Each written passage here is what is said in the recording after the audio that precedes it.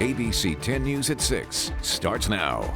State officials trying to speed up vaccine distribution ahead of the expected surge in coronavirus cases in the weeks after the holidays. We have the latest on the plans to try to get the vaccine into the arms of more Californians. My worst nightmares have been coming true over the last few weeks. A member of the State Vaccine Advisory Committee says slow distribution isn't the only concern. The reason he believes a majority of the doses could be wasted. We have to open up, otherwise we risk losing our business entirely. That's the fear prompting some business owners in the North County to keep their doors open against health orders. How city officials in Carlsbad are now responding. All eyes on Georgia today for the election that will determine control of the Senate. The president and president-elect hitting the campaign trail a final time before Georgians head to the polls. It is 6 a.m., you guys. Happy Tuesday. I'm Virginia Cha. 5th day of January already. Let's check in with Megan Perry because she's got the forecast for you, and it's not looking too bad. It really isn't. We are starting off with some fog this morning, but today is going to be a beautiful day once those clouds and fog clear on out. Let's start off with a view from Chula Vista. As we look from Otay Mountain, you can see those low clouds hovering over the city there. It is 47 degrees right now. Sunrise officially 52 minutes away. And you can see most of the major freeways and neighborhoods are dealing with fog, at least in some capacity. El Cajon, all morning visibility was actually at nothing. So there's definitely some pockets still lingering in El Cajon, though it's kind of moved away from the reporting station. But widespread visibility of less than a mile in parts of Carlsbad, Kearney Mesa, Vista, and in Fallbrook. We'll see clearing skies by mid-morning. Most areas will be sunny by 9 or 10 o'clock this morning with low to mid-60s at the coast. Inland neighborhoods mostly in the low 70s today, but I will pinpoint where I'm forecasting highs to stay in the 60s when I come back in just about 8 minutes. And let's get a check of your traffic. Vanessa, how's it looking out there? Megan, can't complain here. The roads are looking in really good shape at last check as we give you a look right now from one of our Caltrans cameras just east of the downtown area near the 163 at the 805 interchange. Really good shape there. We're going at speed limit drives up in the North County. And right now at last check, traveling down from Oceanside to the La Jolla area will take you under 20 minutes, about 10 minutes driving from Escondido down to Rancho Penasquitos, and drives out of the East County and from Santee to Sierra Santa right now under 10 minutes as well. Virginia. Thank you so much, Vanessa. Well, a new milestone for California, the state hitting a new single-day record for coronavirus cases. We're now averaging about 37,000 cases a day statewide compared to the beginning of December when that average was about 14,000 new cases a day. That is starting to overwhelm hospitals, and the increase in deaths is creating issues at some funeral homes in Southern California. And things could still get worse as state officials prepare for the post-holiday surge they have been warning us about. On ICU admissions, we've seen a 6-fold increase in just 2 months. So it shows what can happen in a very short period of time, a very condensed period of time, and that goes to the urgency of not only this moment, but the urgency that we have placed in anticipation of this surge and anticipation of the surge. That surge on top of a surge is expected to come in the next days and weeks, which is why officials are hoping to speed up vaccinations up and down our state. We want to get now to ABC 10 News reporter Marie Cornell, who's joining us live from home. Marie, one way they're hoping to pick up steam is by allowing dentists to administer the vaccine. Yeah, Virginia, because of the approval of this emergency waiver, we will now have more people that can give this vaccine, but there are certain requirements that need to be met. Dentists, we are the experts in giving injections. We give them in places that are rather challenging, inside the mouth, where there's a tongue, where there is bones, ligament. As part of this waiver, in order to be a vaccinator, dentists must meet additional CDC requirements, which includes taking a class focusing on the specifics of the COVID-19 vaccine, where they will be trained on situations like handling any allergies or side effects related to the vaccine. Right now, there are about 26,000 dentists in the state, and those who are interested in helping administer vaccines will likely be offering their services to hospitals, patient centers, and clinics. Help some dentists have already said they're willing to give to get things back to normal.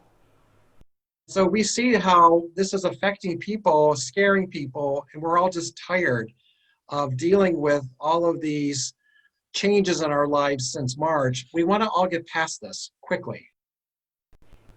And this is just one part of the state's efforts to get more vaccines out there. Coming up in 30 minutes, we'll tell you what the governor plans to do to speed up this process. Reporting from home, Marie Cornell, ABC 10 News. Thank you, Marie.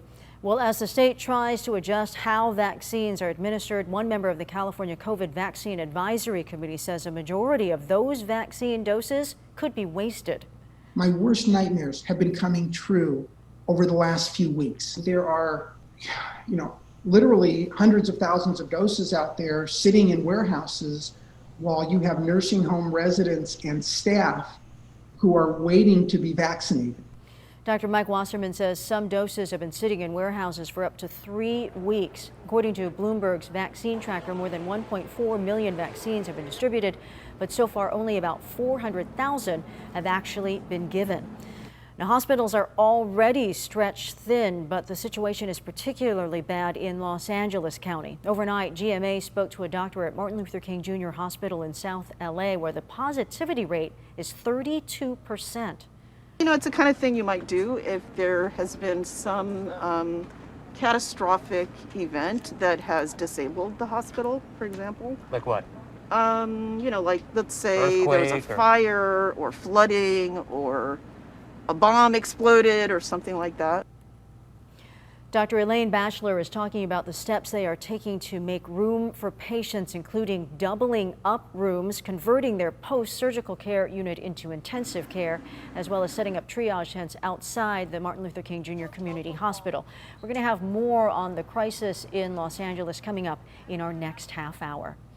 And California isn't the only one setting some new records. According to Johns Hopkins University, the U.S. reported more than 180,000 new COVID-19 cases on Monday. More than 20,817,000 cases have been confirmed since the start of the pandemic. A record number of Americans are now hospitalized with COVID-19 across the country. Let's take a look at our local numbers in San Diego. The county reporting more than 3,000 new cases. That brings our total to more than 171,000. 6 new deaths reported as well. That raises that total, you can see, to just under 1,600.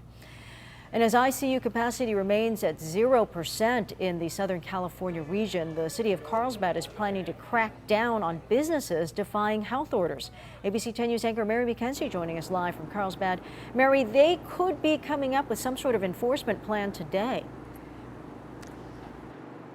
There could be some stricter rules that come out of this meeting that's happening later on today. They'll be determining what that enforcement plan will be this afternoon. Some businesses here in the city of Carlsbad have vowed to stay open despite orders to close. Some of them involve, these are restaurants in some cases that have spent thousands of dollars on these elaborate outdoor setups for dining, and they say that takeout and delivery simply isn't enough to keep them going right now. They say this is about survival, and that's why they are staying open rather than specifically to defy county health orders. And they're saying that they need to put food on the tables of their employees. So there's an attorney here in the North County who's taken up the case for a number of businesses, and we're talking salon and gym owners in addition to several restaurants here. They're taking the stance that staying open is not defiance, rather it's a protest, no different than someone holding a sign at a rally, for example. The attorney saying to ABC 10 News that they don't plan on taking anyone to court, but that would be their defense if they ended up there battling a citation or a cease and desist order, for example. So the city council will potentially decide on those stricter enforcements today, and they've essentially said so far the police have been responding to reports of businesses operating outside the health orders, but the goal has been to gain compliance through education, and they have been reporting willful violations to the county. As for the meeting today, if you'd like to submit a comment, you can do so by 2 o'clock this afternoon.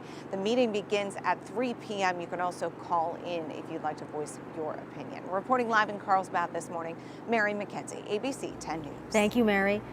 It is election day in Georgia, where the 2 Senate runoff elections will determine which party controls the U.S. Senate. 3 million people have already voted early in Georgia, but turnout today will ultimately determine whether Democrats can win the 2 runoff races. President-elect Joe Biden held a drive-in rally in Atlanta for Democratic challengers Raphael Warnock and John Ossoff. Power The power is literally in your hands. Unlike any time in my career, one state. Democrats need to win both seats to flip the Senate, with Vice President-elect Kamala Harris serving as the tie-breaking vote. President Trump also campaigning overnight, attacking Georgia officials. And this is coming after the president's phone call with Georgia's Secretary of State, which was released to the public, in which the president is heard asking the secretary to find a way to overturn the results. Some Republicans fear that phone call and the president's continued attacks on the integrity of the election could suppress GOP turnout at the polls. It is 6:10. Let's say good morning to Megan Perry and this forecast she has for us. But first, we got to get through this fog. That's right. Yeah, we got to find our way through it because in some areas it is like pea soup. So let's get to our visibility map. You can see in areas of Kearney Mesa and Carlsbad, visibility is only a half a mile, not much better in Vista, and much worse in parts of Fallbrook. So driving safe on the 5, the 15, the 163, and the 8. You may have to drive a little slower this morning. That little shot from Poway, we're looking from Mount Woodson. You can kind of see off in the distance. Some areas are crystal clear, and then other areas dealing with that fog. So that's kind of what you're embarking on this morning. It won't be your entire drive, but you may embark on it, and that visibility could drop off pretty significantly. By 9 or 10 o'clock, we'll see sunny skies and temperatures this afternoon in the low 70s for Escondido, Poway, and El Cajon. Low to mid 60s along our coastline, and inland neighborhoods staying in the 60s today include Fallbrook, Vista, San Marcos, Ramona, and Alpine. Though Santee will hit 71. I'll pinpoint a high surf advisory that continues along our coast when I come back in about 8 minutes. Vanessa? Thanks, Megan. Well, as you just mentioned, fog is a big story of your Tuesday morning as we give you a look right now at some of our maps here. Everything that you see highlighted and that orange yellowish, that's where we're seeing those heavier pockets of fog. So along the 15, along the 5, and just near the 76 there as we zoom in and give you a live look at the 15 just off Miramar Boulevard. You could actually see for yourself the dense fog out there that drivers are dealing with right now. But despite that, not really any trouble coming out of the North County area if you're traveling southbound either from Oceanside or Encinitas. You're looking at a drive time anywhere from 10 to 20 minutes at last check. Virginia. Thank you. Just a loud boom. They must have been going really, really fast. A local woman waking up to a car crashing into the front of her home. Next, we're going to take a closer look at the damage the driver left behind before taking off. A California hospital dealing with a coronavirus outbreak. The holiday costume that may have led to a jump in cases. My heart was in my throat, and it was straight into the beach as fast as I could swim. A Coronado man describing the moment he came face to face with a shark. You're going to hear how he says he got away.